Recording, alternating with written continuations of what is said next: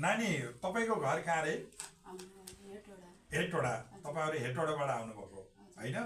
अब योभन्दा अगाडि केही समय अगाडि हजुर आउनुभएको थियो काखमा बाल्खा लिएर, दुधको बाल्खा लिएर आउनुभएको थियो, बच्चा लिएर। बच्चा पनि बिरामी थियो, हजुर पनि संयुक्त रूपमा बिरामी नै हुनुहुन्थ्यो होइन? बच्चालाई कस्तो छ नानी? बच्चालाई राम्रो छ। हजुर त एकदम मेन्टल सम्बन्धीको भइसक्नु भएको थियो, होस केही पनि थिएन, बेहोसी रूपमा हुनुहुन्थ्यो त्यतिखेर होइन? कस्तो छ अहिले? हजुरलाई धेरै राम्रो छ होइन? खाना रुचि हुन्छ, बच्चाको दुध पूर्ण रूपले आउँछ होइन?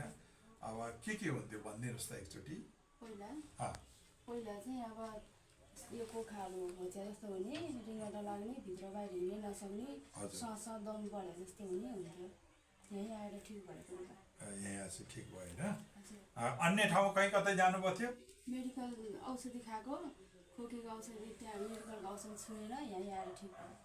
ए मेडिकलमा औषधि खानुभएको थियो, त्यो पनि भएन, आखिरमा यहाँ आएपछि खोकेर सस हुन्थ्यो, यहीँ आएर ठिक भयो। यहाँ ठिक भयो, औषधि पनि खानुभयो र अब विधिपूर्वक साथ उपचार पनि पाउनुभयो होइन? अहिले सबै राम्रै छ हजुरलाई होइन? हिजोको दिनको जस्तो त्यो कमी कमजोरी त छैन नि? क्लियर छ नि?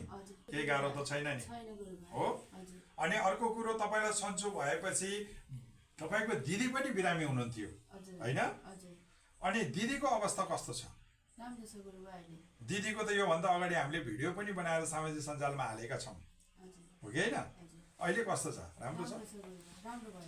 क्लियर भयो, खाना खानुहुन्छ, त्यो किसिमको छटपटी छैन हो? ल धेरै धेरै धन्यवाद छ। अनि साथमा आउनुभएको उहाँ आमा होइन? हजुर छोरी, कुन चाहिँ छोरी? कान्छी छोरी। उहाँ बाबु तपाईँको के भाइ पर्नुहुन्छ हो? ल जय जय होस्। म यही भन्न चाहन्छु वैद्य बाबुको तर्फबाट।